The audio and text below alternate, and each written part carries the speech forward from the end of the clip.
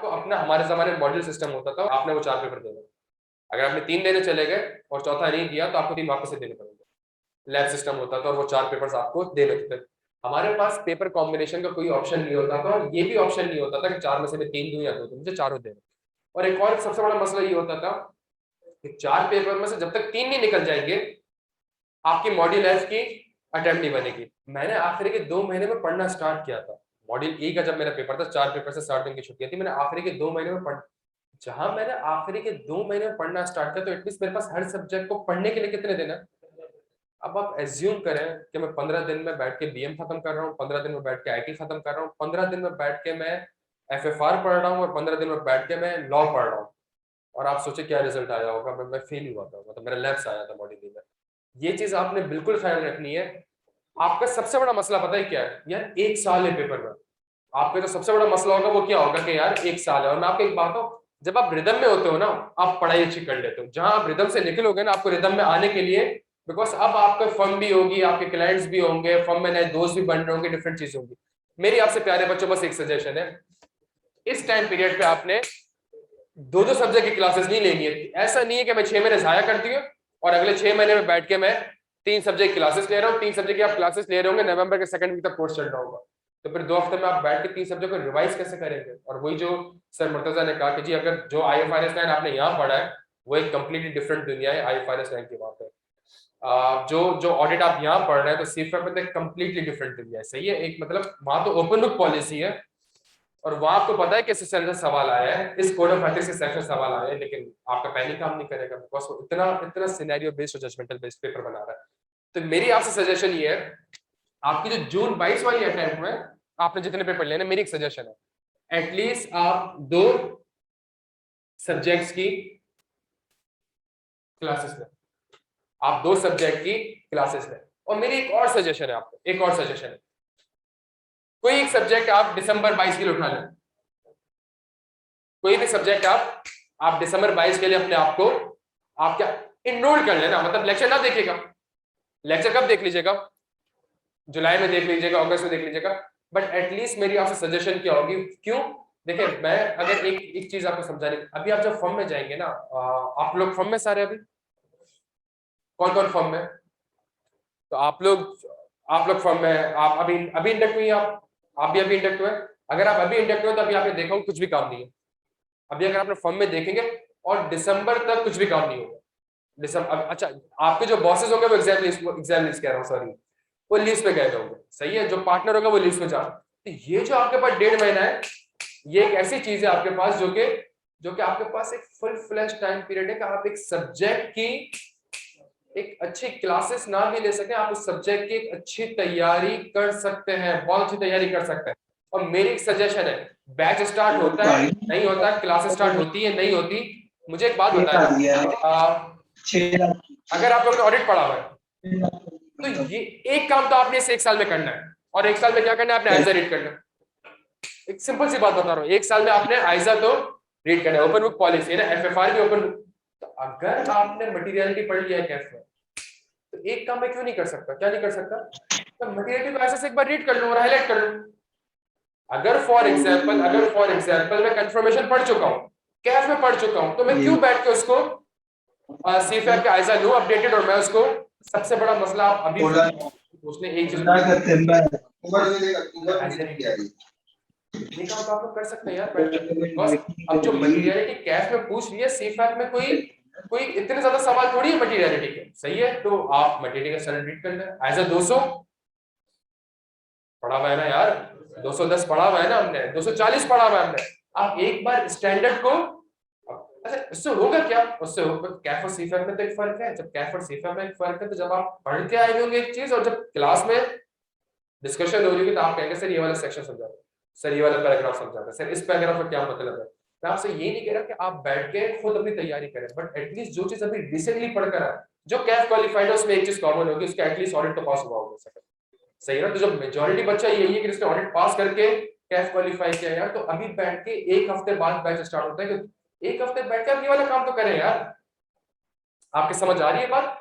अच्छा, सेम चीज लॉ पढ़ा हुआ है आप लोगों ने, तो लॉ पढ़ा हुआ है आपने, और वो आपके सेक्शन 1 से लेकर सेक्शन 256 आपके कोर्स का पार्ट होता है कंपनी लॉ में। ऐसा ही सेक्शन 1 से लेके सेक्शन 256 आपका क्या कहते हैं कोर्स का पार्ट होता है कंपनी लॉ। यार अगर वो आपने सेक्शंस पढ़ लिए हैं और company law open book policy है, तो एक काम तो मैं ये कर सकता हूँ कि मैं ऑर्डिनेंस निकालूं अपना, और ऑर्डिनेंस पढ़ के एक्ट निकालूं कंपनी एक्ट 2017 में, उसकी रीडिंग स्टार्ट कर दूं। यार इतना इतना डिटेल में ना जाओ, बट पता तो हो कि मुझे किताब में लिखा हुआ क्या है। वो अलग चीज है कि 50 पेज के नोट्स पढ़ के और लॉ पास किया। यहाँ 5,000 पेज के जब क्या कहते हैं, यहाँ 50 तो सिर्फ लॉज और ऑर्डिनेंस है। यहाँ पे जो कंपनी लॉज में है हमारा सिलेबस, और जो लास्ट टाइम का रिजल्ट आया है वो आप सबको पता है लॉ का कितना है sir, 3-3.5%। Company law open book policy हुआ, बच्चा खुश, मुझे रट के नहीं जानी पड़ेंगी चीजें, और उससे जब सवाल पूछना स्टार्ट हो 3-3.5% रिजल्ट। जिस बच्चे का कंपनी लॉ में, जिस बच्चे का ओवरऑल सीफैट में वो आई गोल्ड मेडल आया, उस बच्चे के अपने अल्फाज थे कि मुझे लग रहा था कि मेरा लॉ फेल हो जाएगा। उस बच्चे के गोल्ड मेडल, इस बच्चे के अपने अल्फाज थे कि मेरा लॉ फेल हो जाएगा, और लॉ पास हुआ, इसकी वजह से उसका ओवरऑल गोल्ड मेडल। अगर उसका लॉ फेल हो जाता तो गोल्ड मेडल साइड में। तो मैं एक बेसिक बात कर रहा हूँ आपसे यार, लॉ पढ़ा हुआ है अगर आपने, तो क्यों ना यार उसको मैं एक बार, एजीएम का सेक्शन पढ़ने में आपको क्या टाइम लगेगा कि एजीएम कितने दिन में होती है, कितने दिन में नहीं होती, इसमें टाइम क्या, डायरेक्टर्स कितने होने चाहिए, कितने नहीं होने चाहिए, क्या टाइम लगेगा, प्राइवेट लिमिटेड कंपनी क्या है, पब्लिक कंपनी क्या है, इसको पढ़ने में आपको टाइम, इररिस्पेक्टिव आपने लॉ उठाया है कि नहीं उठाया। मैं एक जनरल बात कर रहा हूँ यार कि घर लाके एक चीज हमेशा याद रखें, जब तक आपका एनवायरनमेंट चेंज नहीं होगा ना, वो जो नोट्स पड़े हुए हैं ना उसको साइड में फेंकें, ऑर्डिनेंस लेकर आएंगे, ऑर्डिनेंस रखेंगे सामने, स्टैंडर्ड्स लेकर आएंगे, स्टैंडर्ड सामने रखेंगे, एफएफआर की किताबें वॉल्यूम 1 वॉल्यूम 2 लेकर आएंगे, सामने रखेंगे, एक माहौल बनेगा आपको खुद पढ़ने का, कि किताबें पढ़नी है मैंने, सही है, ज्यादा देंगे वो 50 पेज के नोट्स और 100 पेज के नोट्स और समरीज वगैरह, वो सारी यूजलेस है। अब आप कैफ से कहाँ जा रहे हैं, अब आप सीफैप में जा रहे हैं। और अगर किसी बच्चे ने मेरी एक रिक्वेस्ट है, मुझे लॉ का नहीं पता, मुझे अकाउंटिंग का नहीं पता, पर अगर किसी बच्चे ने ऑडिट मुझसे पढ़ा हुआ है तो उसका एक फायदा जरूर होगा, वो स्टैंडर्ड आराम से रीड कर सकता है, बिकॉज जो मेरे नोट्स हैं वो मैंने आइजा से अलाइन करे, तो इसलिए अलाइन करे थे सोच के कि आप एक दिन कैफ क्वालिफाइड होंगे, और एक मेहनत जो आपने करनी है बाद में वो एक मेहनत मार्च बैठ कर भी करनी। तो अगर आप मेरी किताब को और आइजा को भी कंपेयर करेंगे तो वो अलाइंड होगी। तो आपने किताब नहीं पढ़नी, अब आपने क्या उठाना है, आपने आइजा समझ पा, आइजा में लिखा हुआ क्या स्ट्रक्चर क्या है, यहाँ तक बात समझ आती है आपके। तो ये काम तो प्यारे बच्चों कर सकते हैं, ये एक अच्छी चीज है, तो ये काम तो प्यारे बच्चों आप करना। और मैं आपसे एक बात, कितना टाइम लगेगा एक स्टैंडर्ड को रीड करने में, आधा घंटा। और मैं ये नहीं कह रहा कि आपने समझ के रीड करना है, और आपने बैठ के एजीएम के 180 दिन वाले 100 सवाल करने बैठने के, अगर ये डेट होगी, you just need to read and highlight, that's it. यार ये वो चीजें जो कि कैफ में नहीं पढ़ी, तो समझने की कोशिश नहीं करनी, उसको हाईलाइट कर दिया, उसको किसी रजिस्टर में मेंटेन, क्यों, कल को क्लासेस होंगे कुछ भी हो तो सर से पूछेंगे सर ये वाला सेक्शन समझा दो, खुद पढ़ा हुआ होगा तो फिर सवाल करोगे ना यार चीजों को, और कोलैबोरेट करोगे चीजों को, क्या यहाँ तक बात समझ आती है।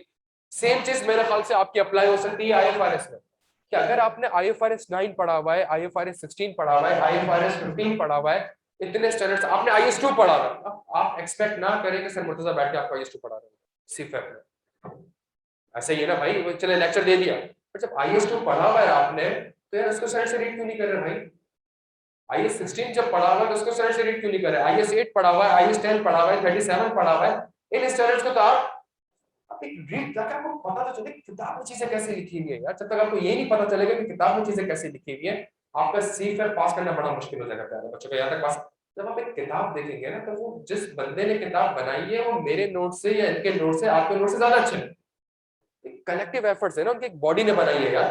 जब उसकी अंग्रेजी आप पढ़ेंगे, उसका स्ट्रक्चर पढ़ेंगे, तो वो आपको एक ज्यादा अच्छा इंसाइट देगा, ज्यादा स्ट्रक्चर्ड वे में आपको इंसाइट दे रहा होगा। क्या यहाँ तक बात आपको समझ आती है। तो मेरी सजेशन है प्यारे बच्चों, ये काम करें। सेकंड चीज, अगर जिस बच्चे ने 3 सब्जेक्ट लेने, आप रजिस्टर्ड या प्लान तीनों सब्जेक्ट का पढ़ें। क्यों, जहां आपको टाइम मिलता है, ये जो सब्जेक्ट आपने सोचा था मैं यहाँ पे क्लासेस लूंगा, इस टाइम पीरियड में आपको टाइम मिलता है, आप अभी क्लासेस लेना स्टार्ट कर दें। आपको लगता है टाइम नहीं मिलता, तो आपको लगता है फर्क भी नहीं पड़ता। क्यों फर्क नहीं पड़ता, बिकॉज मैंने उसको वैसे ही प्लान कौन से बैच के लेके आता, मैंने दिसंबर 21 वाले बैच के लेके आता, कि ये स्ट्रेटेजी आपके समझ आती है। ये ना करिएगा इस टाइम पे आपसे एक क्लासेस ले रहे हैं और इस टाइम पे बैठ के आप 2 क्लासेस ले रहे हो और आप मुझसे लगा ले शायद पेपर से 1-2 महीने पहले there should be no classes. Paper से 1-2 महीने पहले यू हैव टू रिवाइज। आपने एग्जाम्स की प्रिपरेशन नहीं करनी है, खुदा का वास्ता है। आपने सिर्फ क्या करना है, जो पढ़ लिया, जो कॉन्सेप्ट है उनको उनको रिवाइज करना है। अगर पेपर से 1.5-2 महीने पहले अगर आपने किसी कॉन्सेप्ट, अगर आप कॉन्सेप्ट बनाने की कोशिश कर रहे हैं 1.5-2 महीने पहले, आई वुड सजेस्ट आप पेपर ही ना दें, आप फेल होंगे। सीफेल एक कंप्लीटली डिफरेंट दुनिया है यार बच्चों, क्या यहाँ तक बात आपको समझ आती है? अच्छा, तो हम इस चीज पे थोड़ा बहुत अलाइंड है, हम इस चीज पे थोड़ा बहुत अलाइंड है कि हम इस तरीके से चीजों को मैनेज कर सकते हैं। अच्छा, पेपर सब्जेक्ट कोई भी उठाइएगा, आपकी मर्जी है, 2 सब्जेक्ट में आपने यहाँ पे एफएफआर ऑडिट उठाना है, बीएफडी लॉ टैक्स जो भी सब्जेक्ट है आपने बाद में उठाना है, आपने यहाँ पे एफएफआर लॉ पहले उठाना है, ऑडिट बाद में उठाना है। ये सारे आपके आपके क्या कहते हैं डिसीजन मेकिंग है। सर मुर्तजा इस पे डिटेल पे आपको कॉम्बिनेशन बता दूं, जिसमें हम इम्पोज कुछ भी नहीं कर रहे हैं, ये आपने खुद असेस करना है, बट आई वुड सजेस्ट आप इस तरह से लेके चलें। अच्छा, एक चीज अगेन, जो 80 से 90% हमारा सिलेबस है, जो 80 से 90% जो सर मुर्तजा ने कहा कि 40 to 45% आपका रिपोर्टिंग है, 40 to 45% आपका एडवांस ऑडिट है, 10-15% आपका टैक्स लॉस वगैरह है। बीएफडी वाली साइड जो कि मैनेजमेंट करती है, मगर ऑडिटर बीएफडी वाली साइड नहीं कर रहे हैं, बिकॉज़ एक बिजनेस मैनेजमेंट करेंगे, ऑडिटर बिजनेस नहीं कर रहा, तो वो उसकी डिसीजन मेकिंग मैनेजमेंट करेंगे। एक चीज बड़ी इंपॉर्टेंट है, ठीक है, इसको इसको बड़े गौर से सुनिएगा। और अगर आपने इस माइंडसेट से फर्म के अंदर काम करना स्टार्ट कर दिया ना आपने, आप एक चीज, दो तीन चीजें होंगी, फर्म में नाम भी बनेगा, पहली चीज ये से गवर्नमेंट वगैरह भी लगेगी, जो कमाई होगी जबरदस्त वो भी होगा, प्लस पेपर भी पास होंगे, पेपर भी पास होंगे। और वो एक सिंपल चीज क्या है, जो कैफ की थ्योरेटिकल नॉलेज है आपके पास, उसको आप साथ साथ स्टैंडर्ड से तो अलाइन कर रहे हैं, बट उन्हीं चीजों को साथ साथ आपने फर्म में भी अप्लाई करना है। अप्लाई नहीं कर सकते, डिस्कस करना है। क्या यहाँ तक बात समझ आ रही है? मैं आपसे एक सिंपल एग्जाम्पल, कितने लोगों ने की ऑडिट मैटर्स पढ़ा हुआ है?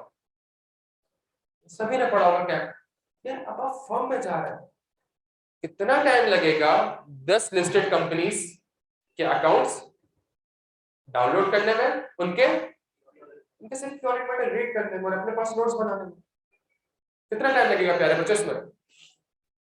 आप समझ आए? तो एक चीज जो आपने पढ़ी हुई है उसको आपने क्या करना पड़ेगा, उसको आपने प्रैक्टिकली इस तरीके से आपने, आप ये वेट ना करिएगा कि 1 साल में बैठ के मैं कैम्प सीख जाऊंगा, नहीं, आपने फर्म में पहले दिन जाके कैम्प सीखना है खुद से, अपने पुराने नोट्स निकालना है, आयजा पढ़ना है, साथ में 10 लिस्टेड कंपनी की निकाली, कुछ 2-3 अच्छे कैम्प लगे आपको, आपने अपने नोट्स का पार्ट बनाया, खत्म, डन एंड डस्टेड। हैस्कोल का मसला सबको पता है, तो गोइंग कंसर्न पढ़ा है, हैस्कोल की रिपोर्ट निकाली, गोइंग कंसर्न का सेक्शन निकाल लिया आपने, material uncertainty relating to going concern, इसका आपने सेक्शन, इसको ड्यूट कर लिया आपने, सबको पता है पीआईए के अकाउंट्स हैं, उसमें गोइंग कंसर्न का सेक्शन लाजमी होगा। अगर आप किसी कंपनी का ऑडिट कर रहे हैं और फर्स्ट ईयर ऑडिट है, तो आपको पता है कि उसमें अदर मैटर पैराग्राफ, इस तरीके से चीजों को क्या करना है। अच्छा, मैं 2-3 बातें बड़ी इंपॉर्टेंट करूंगा प्यारे बच्चों, इसको थोड़ा गौर से सुनिएगा। ये बात समझ आती है कि अपनी, जब आप फॉर्म में जाएंगे ना, इंशाल्लाह जितना कुछ आपने पढ़ा है ना, वो सब आपके सामने होगा। ये आप पे डिपेंड करता है कि आप उसको पिक करते हो, आप उसको ढूंढ पाते हो, वो आपकी कैफ की एकेडमिक थ्योरेटिकल नॉलेज पे डिपेंड है। सही है? एक सिंपल सी बात है, मैं आईएफआरएस 9 पढ़ा हुआ है आपके मैंने अभी, सर मुर्तजा जो आपसे कह रहे हैं कि 40-45 क्लासेस और 1.5 घंटा, उसके बावजूद भी आप वो वाला आईएफआरएस 9 नहीं देख रहे होगे जो कि प्रैक्टिकली फर्म में चल रहा होगा। आईएफआरएस 9 वो तो सवाल में तो आपको दे देता है ना कि प्रोबेबिलिटी ऑफ डिफॉल्ट इतना है, लॉस गिवन डिफॉल्ट इतना है, मल्टीप्लाई करो, प्लस माइनस करो, बताओ प्रोविजन कितना होना चाहिए।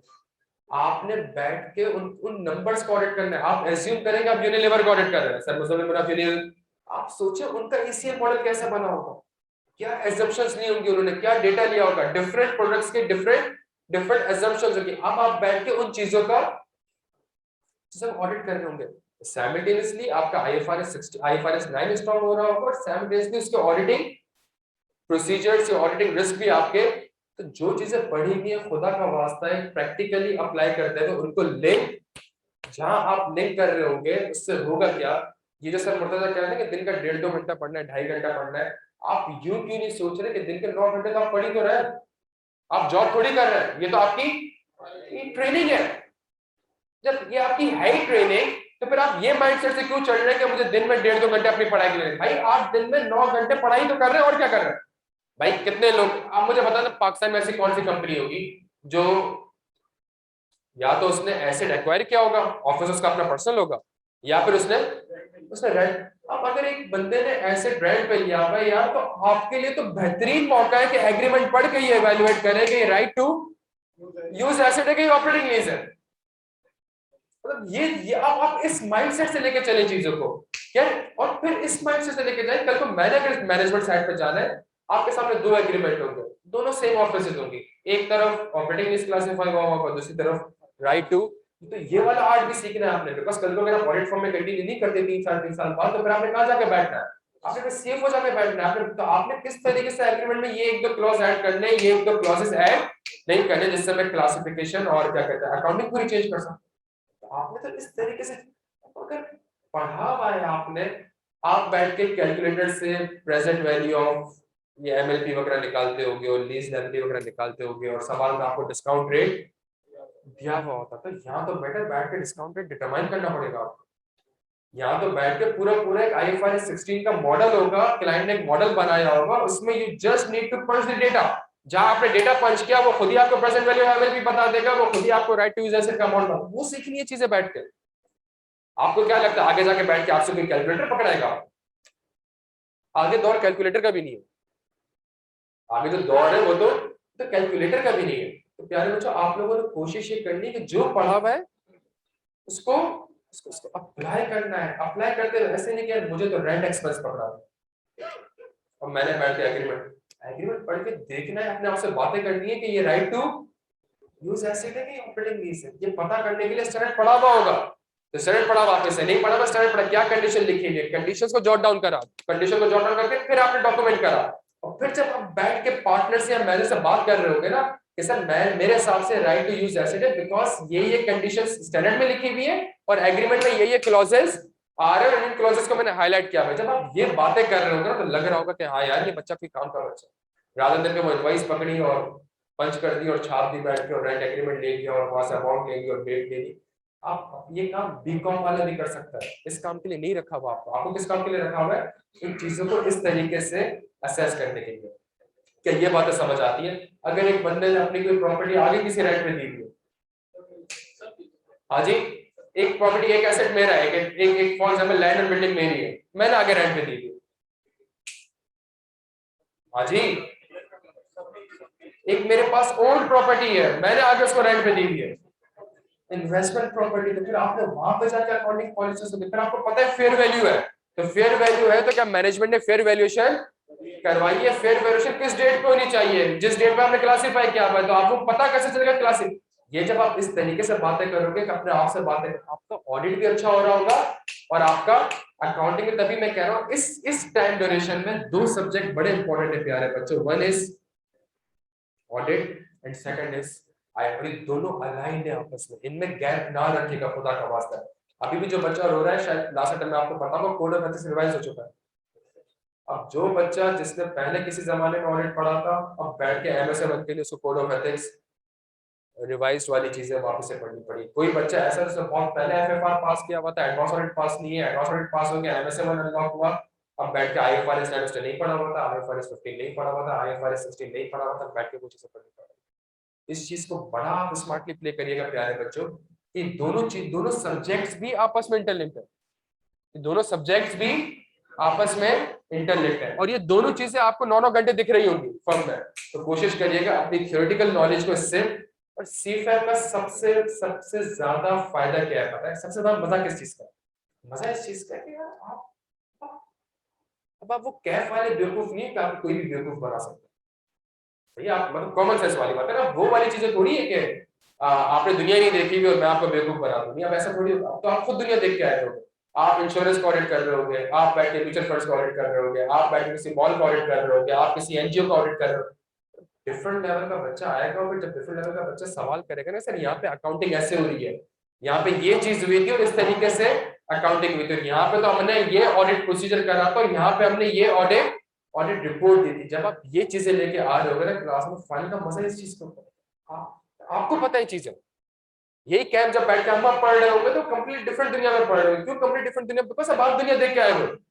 अब आप 10 चीजों के ऊपर मुझसे बहस करोगे, अब आप मुझसे यूं बहस कर रहे होगे कैम में कि सर कैम अप्लाई होता है लिस्टेड एंटिटी के ऊपर, ऐसा ही है सर अगर होल्डिंग कंपनी लिस्टेड है और सब्सिडरी लिस्टेड है तो सब्सिडरी के ऊपर तो अप्लाई नहीं होगा, होल्डिंग के ऊपर क्या होगा, कैम अप्लाई हो रहा होगा। सर फॉर एग्जांपल आप इस तरीके से बताएं कि एक कंपनी है होल्डिंग कंपनी अनलिस्टेड है और सब्सिडी लिस्टेड है, अब होल्डिंग के ऊपर कैम एप्लीकेबल। अब आप मुझसे आगे इस तरीके से बातचीत कर रहे होंगे प्यारे, मुझे समझ में आ रही है, वो वाली बात नहीं कि बेटा कैम अप्लाई होगा लिस्टेड चलो आगे बढ़ते हैं, नहीं। अब आप मुझसे इस तरीके से चीजों के ऊपर बहस कर रहे होंगे सर होल्डिंग कंपनी अनलिस्टेड है और कंसोल हो रही है और कंसोल लिस्टेड कंपनी जाके हो रही है, मुझे बताएं कि अब की ऑडिट मैटर इसके ऊपर अप्लाई हो रहा होगा कि नहीं हो रहा होगा। इस तरीके से हम बातचीत कर रहे हो इस तरीके। अभी कल मैं एक Q&A सेशन रखा था सर, मैंने बच्चे ने वाकई बड़ा अच्छा सवाल, अच्छा वो सवाल कोड ऑफ एथिक्स में कवर्ड नहीं था। रिक्वायरमेंट ये है कि आप किसी लिस्टेड कंपनी का ऑडिट 7 साल से ज्यादा नहीं कर सकते, पार्टनर को 7 साल बाद क्या होना पड़ेगा, रोटेट होना पड़ेगा। एक कूलिंग ऑफ पीरियड जो कॉन्सेप्ट है वो 7 साल का रखा है। बच्चे ने सवाल पूछा कि सर अगर मैं सब्सिडी का 7 साल से ऑडिट कर रहा हूँ पार्टनर तो मेरा कूलिंग ऑफ पीरियड हो जाएगा, क्या मैं होल्डिंग ऑडिट कर सकता हूँ एज एन एंगेजमेंट पार्टनर? वाकई में बड़ा ट्रिकी सवाल था। ये ट्रिकी सवाल क्यों था? बिकॉज ये आंसर कोड ऑफ एथिक्स में नहीं, कोड ऑफ एथिक्स में कहीं बताया ही नहीं उसने उस सेक्शन में लॉन्ग एसोसिएशन में कि जी अगर आप किसी कंपनी के लिए नहीं कर सकते तो क्या उसकी सब्सिडी वगैरह। तो इतना ट्रिकी सवाल, और आप सोचे ना वो सवाल जब उसने पूछा होगा तो देख रहा होगा ना चीजों को, वो खुद किसी कंसोलिडेशन कर रहा होगा, खुद किसी होल्डिंग कंपनी या सब्सिडी कंपनी का। तो फाइनल एक बिल्कुल अलग स्टेज है, वहां ना मैं आपको बेवकूफ बना सकूंगा ना आप मुझे बेवकूफ बना सकते। यहाँ तक बात, कैफ में तो कुछ देखा ही नहीं है ना आपने, तो कैफ में कुछ देखा तो आपको तो यार क्या पढ़ा रहा है यार, क्या नहीं ऐसा है ही नहीं, बिल्कुल ऐसा नहीं है भाई। अब तो जो असल मार्केट है वो सी फैट की है। अब अकाउंटिंग किस तरीके से हो रही है, आप इंडस्ट्री में कोई और अकाउंटिंग देख के आ रहे हो, टीचर आपको कुछ और अकाउंटिंग पढ़ा रहा है, आप कौन सा सवाल करोगे सर इस कंपनी में ऐसी अकाउंटिंग हो रही है, ये इसका डिस्क्लोजर है, एनुअल रिपोर्ट के फला पेज पे डिस्क्लोजर लिखा हुआ है, यहाँ पे ये अकाउंटिंग हो रही है। इस तरीके से चीजों को करने में इंशाल्लाह मजा आएगा। यहाँ तक बात समझ आ? मेरी एक छोटी सी रिक्वेस्ट है प्यारे बच्चों, टाइम जाया मत कीजिए बिल्कुल भी टाइम। ये जो आज के बाद कभी ये मत बोलिएगा कि इसके बाद पेपर कब होंगे आपके, इसके बाद पेपर कब होंगे आपके? हर 6 महीने बाद आपके पेपर नहीं होंगे, 4.5 महीने बाद आपके पेपर। ये अपने जहन से आप निकाल लें कि आपके पेपर अब 6 महीने बाद होंगे। आपके पेपर 6 महीने बाद नहीं होंगे, आपके पेपर वो जो एक चैंपियन कह रहा था ना मैं एडवांस टैक्स लॉ और बीएफडी दूसरे टाइम में दूंगा, इस टाइम पीरियड पे मैं एडवांस टैक्स लॉ तो और पुराने वाले अगर एक तो आ गए जो है इसमें आपके पास इसके बाद जो पेपर्स होंगे वो 4.5 महीने बाद। और अगली अटेम्प्ट के लिए आप ये भी मत सोचिएगा कि आपको ये 45 दिन के पास अगर कोई पुराना पेपर रुक गया तो उसकी छुट्टी 15 दिन नहीं होती, उसकी छुट्टी 12 दिन या 10 दिन की होती है, 9 दिन की होती है। सही।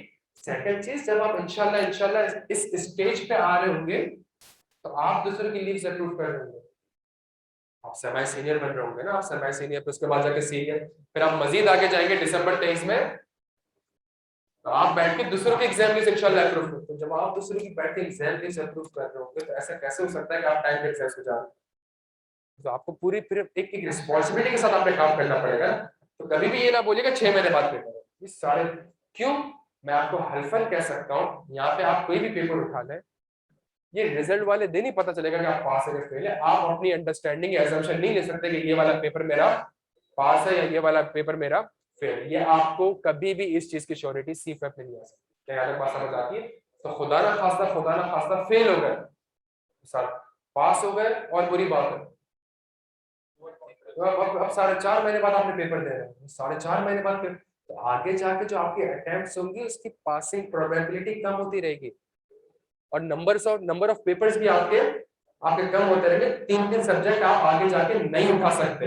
आप सोचो बैठ के इस दौरान अगर आप 3 सब्जेक्ट की क्लासेस ले रहे हो तो क्लासेस ही आपके यार मई में खत्म हो रही होगी, आपने 10-15 दिन में क्या रिवाइज करोगे, क्या पेपर देने जाओगे? नहीं, that 1 year is your golden attempt. ये मेरी बात मान लें, ये जो आपका 1 साल है ये गोल्डन अटेम्प्ट है। गो फॉर द मैक्सिमम, तैयारी करो। बस सबसे इंपॉर्टेंट चीज पता है क्या है, आपको सीफएट में 2 किस्म के बच्चे दिखेंगे। एक वो बच्चा दिखेगा आपको जो रुकता ही जाएगा। क्यों? वो जीनियस होगा। क्यों? ये जो स्टार्टिंग का 1-1.5 साल है ना, जाया कर, जब ये जाया करता है ना, उसके बाद उसके पास टाइम नहीं होता चीजों को सही करने का, पहली चीज। सेकंड चीज मैं आपको बताऊं, अगर आपके पास 8 पर्चे है ना, जहां पहली अटेम्प्ट में आपने 2-3 पर्चे निकाल दिए ना, आपका एक मोटिवेशन है, फिर आपको ऐसे 3 ही तो पेपर रहते हैं और मैं चार्टर्ड अकाउंटेंट, सिर्फ 2 ही तो पेपर रहते हैं, मैं चार्टर्ड अकाउंटेंट। ये एक बिल्कुल अलग मोटिवेशन है। देखिए, जब सीए कर रहे थे ना, आपने 1 2 3 में इतनी मेहनत नहीं करी होगी जितने आपने इस माइंड से मेहनत करके 2 पेपर रह गए, मैं कैसे क्वालिफाई कर जाऊं। ये माइंडसेट आपका कंप्लीटली डिफरेंट होगा, कंप्लीटली डिफरेंट माइंडसेट से आपने तैयारी करोगे। सिर्फ 2 पेपर है, कैफ क्वालिफाई कर जाऊंगा, फॉर्म में हो जाएगा। सिर्फ 2 पेपर है, कैफ क्वालिफाई, ये माइंडसेट ही डिफरेंट है।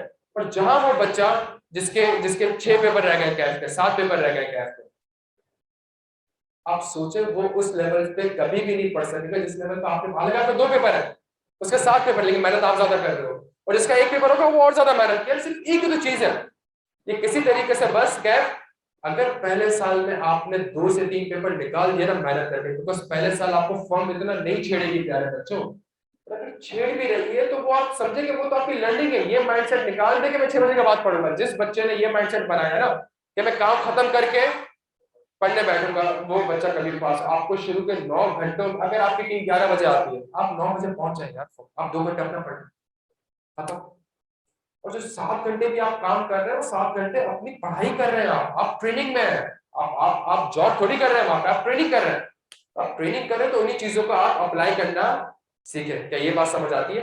एक और चीज मेरे मेरे जहन से निकल गई, मैं शायद कभी भी चार्टर्ड अकाउंटेंट ना बनता। मेरी सबसे बेस्ट चीज क्या हुई थी पता है? मेरी सबसे बेस्ट चीज ये हुई थी, मेरा मॉड्यूल का मैंने आपको बताया था, मेरा एक ही पेपर पास हुआ और मेरे 3 फेल हो गए थे, लॉ पास हो गया था। मेरी जब अगली अटेम्प्ट हुई थी ना, तो मेरे मॉड्यूल के तीनों पेपर पास हो गए।